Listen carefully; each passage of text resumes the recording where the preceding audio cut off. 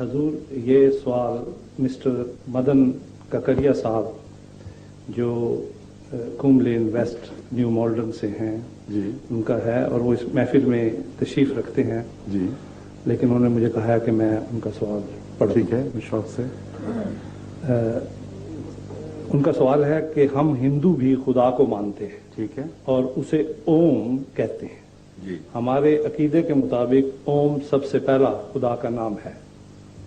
اس کے بعد ہم ہندو اوتاروں یعنی میسنجرز آف گاڈ کو مانتے ہیں. جی.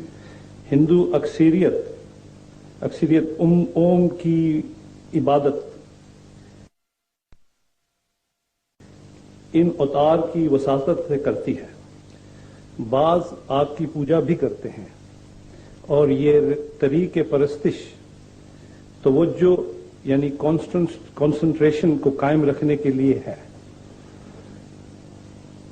توحید پرستی، اوم پرستی باوساطت اوتار. Is it true that Hindu believe in one God and use idols as a means of medium or image where they can concentrate in the worship of Om? Is this method all right for concentration? کیا یہ طریق عبادت توجہ کو قائم کرنے کے لیے درست ہے؟ میرے نزدیک یہ محض نفس کا دھوکہ ہے، اور سوال کرنے والے اگر خود اپنے نفس میں ڈوب کے دیکھیں تو ان کو معلوم ہوگا کہ اوم تو کہیں اوپر کہیں موجود ہے. جو مانگا جاتا ہے وہ دولت ہو تو لکشمی دیوی سے مانگی جاتی ہے، بیٹے لینے ہو تو ایک اور خدا سے مانگے جاتے ہیں، اور ہر چیز کے لیے دیوی دیوتا بن چکے ہیں. جب توجہ اس کی طرف مرکوز کرتے ہیں تو دو غلطیاں پیدا ہوتی ہیں. اول یہ کہ وہ دیوی بھی نظر نہیں آ رہی، وہ دیوی نظر نہیں آتی، اس کا ایک بت دیکھتے ہیں، اور بت کو اس طرح بناتے ہیں کہ اس سے اتنا مرعوب ہو جاتے ہیں تو بت ہی ذہن پر اور نفسیات پر حاوی ہو جاتا ہے. اس کی ایسی عزت کی جاتی ہے جیسے وہ خود خدا ہو. اگر صرف کنسنٹریشن کے لیے کچھ کرنا ہو تو لکڑی کا ٹکڑا سامنے رکھ لو، کوئی مٹی کا گولا سامنے رکھ لو، تو کنسنٹریشن والی بات تو پوری ہو جاتی ہے. مگر آپ نے عبادت کی، ٹھوکر مار کے اس کو ایک طرف کر دو کہ تو مٹی ہی ہے. مگر ایسے بت کو جب کہا جائے کہ یہ دیوی نہیں، یہ بت ہے، تو اس پر خون خرابہ ہو جاتا ہے.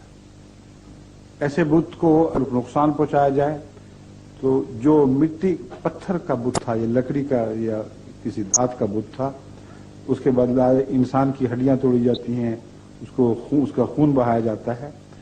حالانکہ خدا کو تو کچھ نہیں ہوا، وہ خدا اور ہے. تو یہ نفس کا بہانہ ہے میرے نزدیک. اگر بہانہ نہیں تو نفس کا دھوکہ ہے.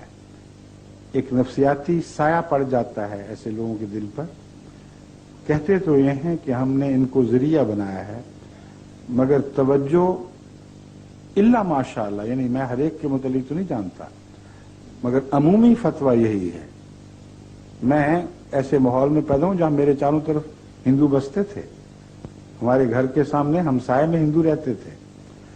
وہ پیپل کی جب پوجا کرتے تھے تو خدا کی نہیں کیا کرتے تھے، پیپل ہی کی پوجا کرتے تھے. بت سامنے رکھتے تھے تو اس بت ہی کو وہ اہمیت دیتے تھے.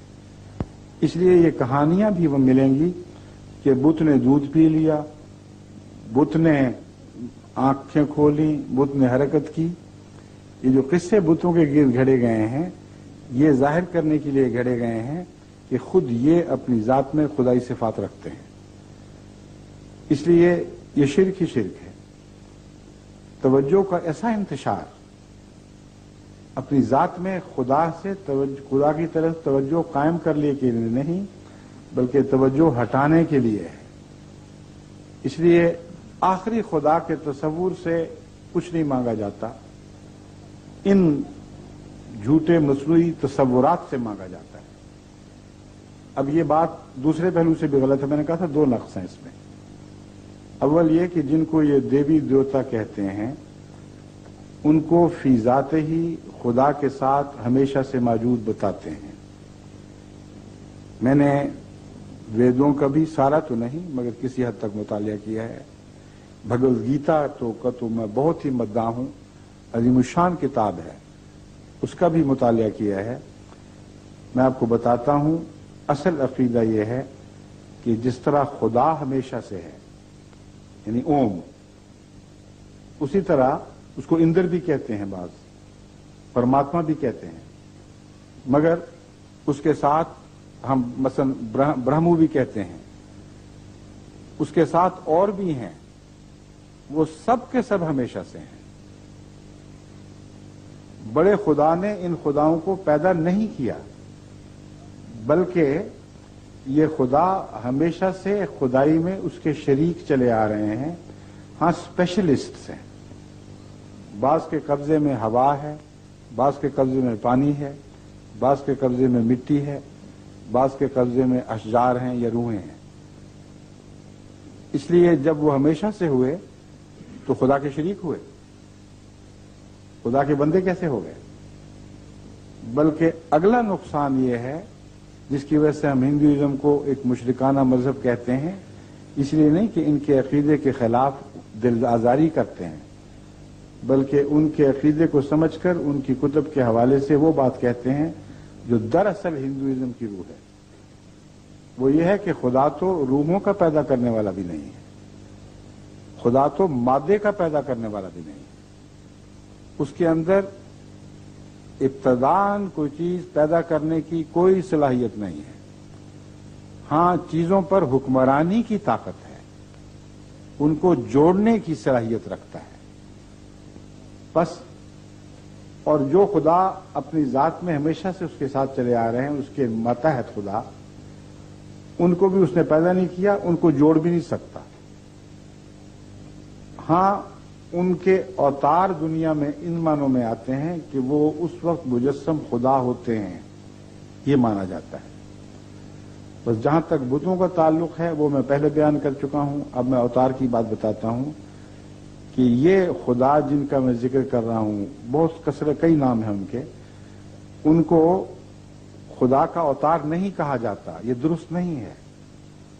उनके अवतार आते हैं, किसी का अवतार एक शख्स हो गया, किसी का दूसरा अवतार हो गया, और फिर उनकी आपस में जंगें भी होती हैं, आपस में लड़ाइयां भी चलती हैं।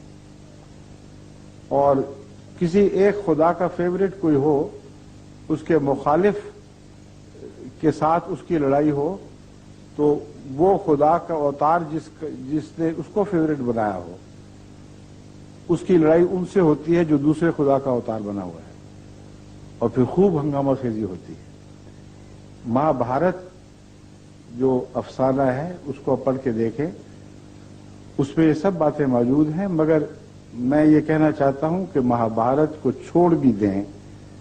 जहां तक मैंने हिंदू दोस्तों से बातें की हैं, लंबे अरसे से मेरी उनसे गुफ्तगू रही है, जो मैं अकीदा ये बयान कर रहा हूं, यही अकीदा है सबका कि किसी खुदा ने कोई खुदा पैदा नहीं किया।